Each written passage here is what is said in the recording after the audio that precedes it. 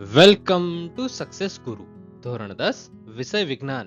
આજે આપણે જોશું અસાઇનમેન્ટના પ્રશ્નપત્ર 3 નો વિભાગ એ.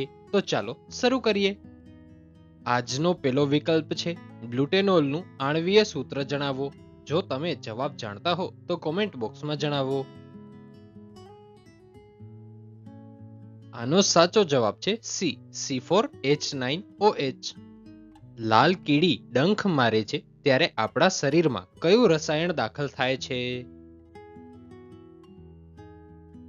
આનો સાચો જવાબ છે સી, મિથેનોઇક એસિડ. વિદ્યુત પરિપથમાં કયા ઘટકની સંજ્ઞા આજે દોરેલી છે તે છે? આનો સાચો જવાબ છે સી, ચલ અવરોધ.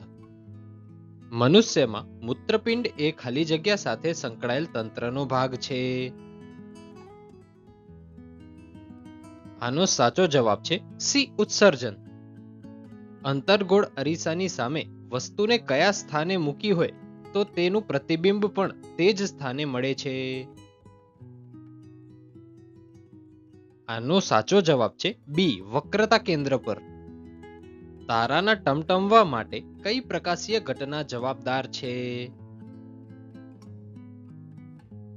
આનો સાચો જવાબ છે વાતાવરણીય વક્રીભવન.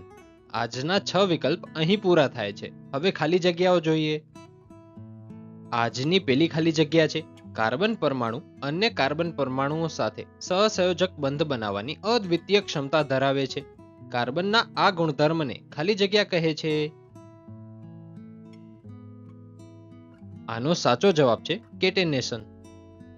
12 વોટ વિદ્યુત સ્થિતિમાનનો તફાવત ધરાવતા બે બિંદુઓ વચ્ચે 2 સેલ્સિયસ વિદ્યુત ભારને લઈ જવા માટે કરવું પડતું કાર્ય ખાલી જગ્યા જે એટલે કે જૂલ છે. આનો જવાબ છે 24. આનું સૂત્ર છે W = V × Q. V આપણી પાસે છે 12 અને Q આપણી પાસે છે 2. એ બંનેનો ગુણાકાર કરીએ તો મળી જાય છે 24. મનુષ્યના રક્તકણોમાં શ્વસન રંજક દ્રવ્ય ખાલી જગ્યા આવેલું છે. આનો સાચો જવાબ છે હિમોગ્લોબિન. આનુવંશિક લક્ષણો ખાલી જગ્યામાંથી પ્રાપ્ત થઈ સંતતિમાં ઉતરી આવે છે. આનો સાચો જવાબ છે જનીન. ચશ્માની બનાવટમાં વપરાયેલ શુદ્ધિકારક લેન્સનો પાવર -0.4D છે તો તે લેન્સનો પ્રકાર ખાલી જગ્યા હશે. આનો સાચો જવાબ છે અંતર્ગોળ. સોનાની શુદ્ધતા ખાલી જગ્યા એકમમાં માપવામાં આવે છે. આનો સાચો જવાબ છે કેરેટ. આપણી ખાલી જગ્યાઓ પણ અહીં પૂરી થાય છે. હવે ખરા ખોટાઓ જોઈએ. ગેલિયમ ધાતુ ઘણું નીચું ગલન બિંદુ ધરાવે છે. આ વિધાન ખરું છે. પુરુષમાં લિંગી રંગસૂત્રનું પૂર્ણ યુગ્મ હોય છે. આ વિધાન ખોટું છે કારણ કે પુરુષમાં XY હોય છે જે અપૂર્ણ યુગ્મ છે. સ્ત્રીમાં XX પૂર્ણ યુગ્મ હોય છે. લઘુ દ્રષ્ટિની ખામી ધરાવતી વ્યક્તિની આંખમાં દૂરની વસ્તુનું પ્રતિબિંબ નેત્રપટલ પાછળ રચાય છે. આ વિધાન પણ ખોટું છે. પ્રતિબિંબ નેત્રપટલની આગળ રચાય છે. મોઢાની pH 5.5 કરતા ઘટી જાય ત્યારે દાંતનો સડો શરૂ થાય છે. આ વિધાન ખરું છે. આપણા ખરા ખોટા પણ અહીં પૂરા થાય છે. હવે આપણે માગ્યા મુજબ ઉત્તર જોઈએ. લંબ મજ્જા દ્વારા કઈ ક્રિયાઓનું નિયમન થાય છે? આનો જવાબ છે અનૈચ્છિક ક્રિયાઓ જેવી કે બ્લડ પ્રેશર, લાળ જળવી, ઉલટી થવી વગેરે.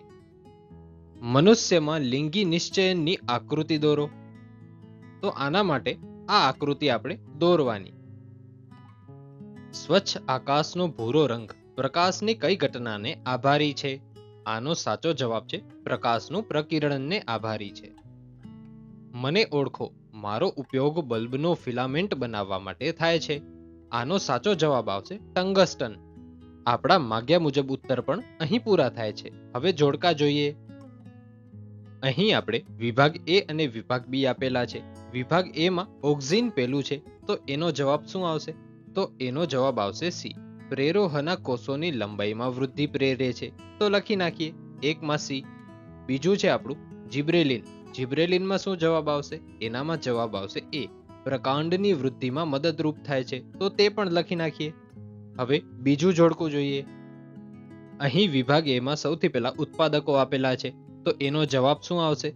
આવશે લીલી વનસ્પતિ એટલે કે બી. પછી આપેલું છે પ્રાથમિક ઉપભોગીઓ, તો એનો જવાબ શું આવશે? તૃણાહારી એટલે કે સી. આજનો આપણો વિભાગ એ અહીં પૂરો થાય છે. Thanks for watching. આવા જ એજ્યુકેશનલ કોન્ટેન્ટ માટે સબસ્ક્રાઇબ કરો સક્સેસ ગુરુને.